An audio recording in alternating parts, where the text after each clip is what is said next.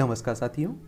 आप लोग अपनी स्क्रीन के सामने एक पिक्चर देख रहे होंगे और इन्हें आप लोग जानते भी होंगे, इन्हें आप लोगों ने सुना भी होगा। इनका नाम है यशवंत सिन्हा और आप देखिए देश के जाने माने और चर्चित राजनेता हैं और ये आईएएस अधिकारी भी रहे हैं।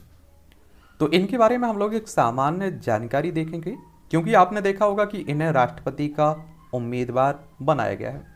तो राष्ट्रपति पद के बारे में बात कर लेंगे कि इसका चुनाव कैसे होता है, कौन इसके चुनाव में भाग लेता है। कुछ पिक्चर और देख लीजिए आप लोग। देखिए ममता बनर्जी की पार्टी से जुड़े हुए हैं अभी वर्तमान में, इन्हें भी आप लोग जानते होंगे, शत्रुघ्न सिन्हा। ठीक है, ये आपकी यशवंत सिन्हा। तो अगर हम लोग इनके जन्म की बात करें तो आप देखेंगे यशवंत सिन्हा का जन्म 6 नवंबर, कब? 6 नवंबर 1937 को पटना में हुआ था। उनके पिता का नाम विपिन बिहारी सरन था और उनकी माता का नाम धन्ना देवी था। उनकी पत्नी का नाम नीलमा सिन्हा और उनके बेटे का नाम जयंत सिन्हा है। और यशवंत सिन्हा पढ़ने, बागबानी और लोगों से मिलने, अन्य कई क्षेत्रों में दिलचस्पी भी रखते हैं और वे व्यापक रूप से देश दुनिया में घूमे हुए हैं। कई राजनीतिक और सामाजिक प्रतिनिधि मंडलों की अगुवाई भी कर चुके हैं। उन्होंने देश की ओर से कई वार्ताओं और आदान प्रदान में एक अग्रणी भूमिका भी निभाई है। और इनकी यशवंत सिन्हा की अगर शिक्षा की बात करें तो पटना कॉलेज स्कूल से इन्होंने एक तरह से शुरुआती शिक्षा ली हुई है और पटना यूनिवर्सिटी में 1998 में राजनीति शास्त्र में अपनी मास्टर्स यानी कि डिग्री हासिल की हुई है। इसके बाद उन्होंने पटना विश्वविद्यालय से 1960 में इसी विषय में शिक्षा पूरी की हुई है। तो पढ़े लिखे भी हैं आप कह सकते हैं। यशवंत सिन्हा 1960 में भारतीय प्रशासनिक सेवा में शामिल हो जाते हैं, जो आप देखते हैं कि भारत का सबसे टफ एग्जाम में से एक माना जाता है। यूपीएससी सिविल सर्विस की बात की जा रही है। अपने कार्यकाल के दौरान उन्होंने कई महत्वपूर्ण पदों पर काम भी किया है और 24 से अधिक साल इस पद पर बिताए और 4 सालों तक उन्होंने सब डिविजनल मजिस्ट्रेट, जिला मजिस्ट्रेट के रूप में भी काम किया है। बिहार सरकार के वित्त मंत्रालय में 2 सालों तक वह अवर सचिव, उप सचिव भी बने रहे। उन्होंने भारत सरकार के वाणिज्य मंत्रालय में उप सचिव का भी काम किया हुआ है और 1971 से लेकर 73 के बीच उन्होंने बॉन, जर्मनी के भारतीय दूतावास में प्रथम सचिव के रूप में काम किया हुआ है। और इसके बाद उन्होंने 1973 से 74 के बीच फ्रैंकफर्ट में भारत के कौंसल जनरल के रूप में काम किया है और इस क्षेत्र में लगभग 7 साल काम करने के बाद उन्होंने विदेशी व्यापार, यूरोपीय आर्थिक समुदाय के साथ भारत के संबंधों के क्षेत्र में भी अनुभव प्राप्त किया है। और आप सभी जानते हैं कि देखिए जो जमीनी स्तर से उठता है और इस तरह के पदों पर रहता है वो राजनीति भी अच्छी करता है और देश की भलाई के लिए भी काम करता है। इसके बाद उन्होंने बिहार सरकार के औद्योगिक आधारभूत सुविधाओं के विभाग, डिपार्टमेंट ऑफ इंडस्ट्रियल इंफ्रास्ट्रक्चर और भारत सरकार के उद्योग मंत्रालय में भी काम किया है, जहां वे विदेशी औद्योगिक सहयोग, प्रौद्योगिकी के आयात, बौद्धिक संपदा अधिकारों और औद्योगिक स्वीकृति के मामलों के लिए जिम्मेदार थे। फिर आप देखेंगे 1980 से लेकर 1984 के बीच भारत सरकार के भूतल परिवहन मंत्रालय में संयुक्त सचिव के रूप में भी काम किया। सड़क परिवहन, बंदरगाह, जहाजरानी उनके प्रमुख दायित्वों में शामिल थे। अब अगर हम लोग इनकी राजनीति की बात करें तो सबसे पहले जनता दल से जुड़े। यशवंत सिन्हा ने 1984 में भारतीय प्रशासनिक सेवा से इस्तीफा देके और जनता पार्टी के सदस्य के रूप में सक्रिय राजनीति शुरू की थी। कब? 1984 में। 1986 में उन्होंने पार्टी का अखिल भारतीय महासचिव नियुक्त किया गया था उन्हें। 1988 में उन्हें राज्यसभा का सदस्य चुना गया था। और आप सभी जानते हैं कि राज्यसभा सदस्य अगर आपको बनना होता है तो आपकी उम्र कम से कम 30 साल होनी चाहिए। इनका चुनाव विधायकों के द्वारा होता है। जो आपके विधायक होते हैं ना, ये राज्यसभा सदस्य का चुनाव करते हैं। 1989 में जनता दल का गठन होने के बाद उनको पार्टी का महासचिव नियुक्त किया गया और उन्हें चंद्रशेखर के मंत्रिमंडल में नवंबर 1990 से जून 1991 तक वित्त मंत्री के रूप में भी काम किया है और अच्छे वित्त मंत्री माने जाते हैं। फिर आप देखते हैं जून 1996 में वे भारतीय जनता पार्टी के राष्ट्रीय प्रवक्ता बन जाते हैं और ये भारतीय जनता पार्टी वही है जिसकी स्थापना 1980 में हुई थी। ठीक है, मार्च 1998 में उन्होंने वित्त मंत्री नियुक्त किया गया और उस दिन से लेकर 22 मई 2004 तक संसदीय चुनाव के बाद नई सरकार के गठन तक वे विदेश मंत्री भी रहे हैं। तो इस तरह के कई पदों पर वो रह चुके हैं। उन्होंने भारतीय संसद के निचले सदन लोकसभा में बिहार, झारखंड के हजारीबाग निर्वाचन क्षेत्र का प्रतिनिधित्व भी किया है। लेकिन 2004 के चुनाव में हजारीबाग सीट से यशवंत सिन्हा की हार को एक विस्मयकारी घटना माना जाता है। तो आपको बता दूं, ये बिहार और जो आप लोग देखते हैं ना, ये बिहार है, ये झारखंड है। पहले आपको मालूम होगा कि जो बिहार था, बिहार से ही अलग करके झारखंड बनाया गया है, और बिहार भी काफ़ी चर्चा में रहता है। अच्छी बात है, रहना भी चाहिए। तो इसके बारे में भी जान लीजिए। पटना इसकी राजधानी है।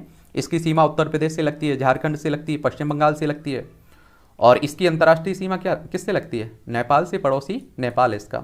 यहाँ विधानसभा में आप देखें तो आपकी 243 सीटें हैं। विधान परिषद भी है जिसमें आप देखेंगे 75 सीटें हैं।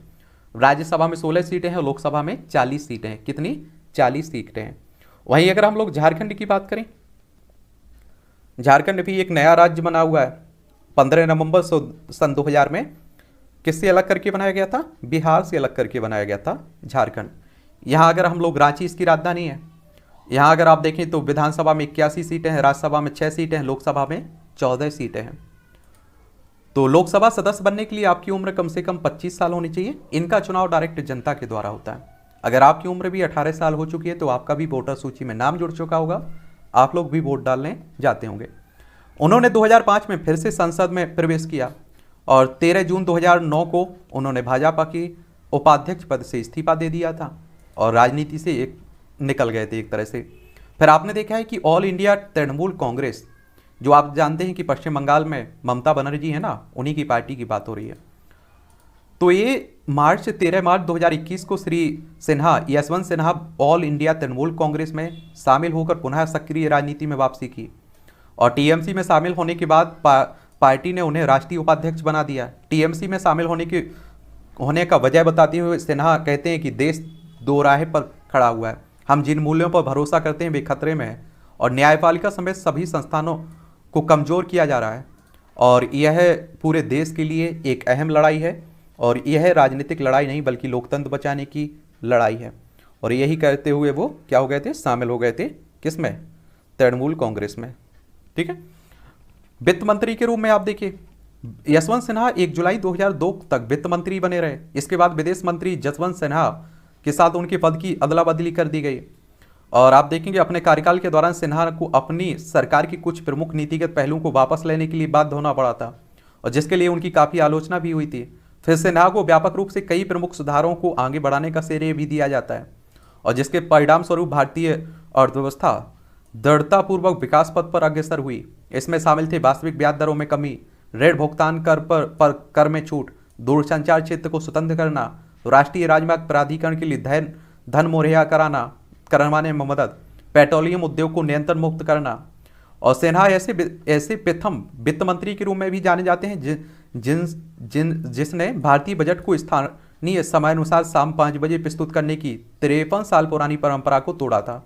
यह प्रथा ब्रिटिश राज के जमाने से चली आ रही थी जिसमें भारतीय बजट को भारतीय संसद की सुविधा की बजाय ब्रिटिश संसद की सुविधा अनुसार पेश करने की कोशिश की जाती थी। तो आप समझ रहे हैं। तो ये भी है। और सिन्हा ने कॉन्फ्रेंस ऑफ ए स्वदेशी रिफॉर्मर नामक पुस्तक में वित्त मंत्री के रूप में अपने द्वारा बिताए गए वर्षों का ब्यौरा भी दिया है, जानकारी भी दी है। उस पुस्तक को पढ़ सकते हैं।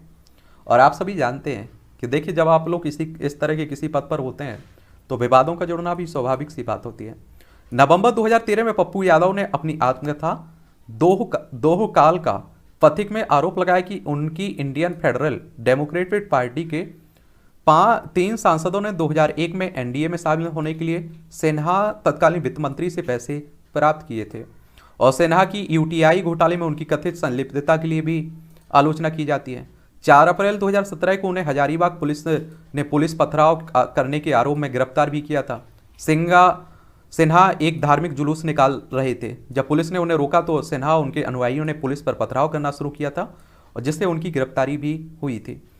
27 सितंबर 2017 को उन्होंने केंद्रीय वित्त मंत्री अरुण जेटली के खिलाफ बयान देकर फिर से विवाद खड़ा किया था। उन्होंने कहा, मैं अपने राष्ट्रीय कर्तव्य में असफल हो जाऊंगा यदि मैं उस आपदा के खिलाफ नहीं बोलता जो वित्त मंत्री ने अर्थव्यवस्था को दिया है। तो बोलते रहते हैं, आप देखते हैं। हजारीबाग चुनाव में अपने बेटे जयंत को अपना उत्तराधिकारी नामित करके भाई भतीजावाद को बढ़ावा देने के लिए सिन्हा को भी आलोचना का सामना करना पड़ा। और एक बात बता देता हूं आपको कि जो राष्ट्रपति का चुनाव होता रहा है इसमें आपकी विधानसभा और राज्यसभा और लोकसभा के निर्वाचित सदस्य भाग लेते हैं। अब आप लोग ये भी कह रहे होंगे कि रिजल्ट में क्या होगा। तो आपको बता दूं, देखिए अगर गठबंधन एक तरह से विपक्ष एकजुट होता है और मजबूती से एकजुट होता है, तभी संभावना जीत की बन सकती है, क्योंकि बीजेपी के पास कम ही मतलब बहुमत पाने के लिए छोटा सा आंकड़ा और चाहिए। और मुझे लगता है बीजेपी का जो आप लोग चरित्र देखते हैं ना जोड़ तोड़ का, वो अपना बीजेपी अपना राष्ट्रपति बना लेगी, इसमें कोई दो राय नहीं होना चाहिए। अब बाकी का आप लोग रिजल्ट पर इंतजार करिए, जब रिजल्ट आएगा मालूम चल जाएगा आपको। और विपक्ष किस तरह से टूटा पड़ा हुआ है ये आप सभी जानते हैं, और इसका फायदा बीजेपी को मिलता भी है। चलिए इनके बारे में बात कर लिए, और किसी के बारे में बात करनी हो तो उसका नाम आप लोग नीचे लिखिएगा, उस पर भी हम लोग बात कर लेंगे, ठीक है।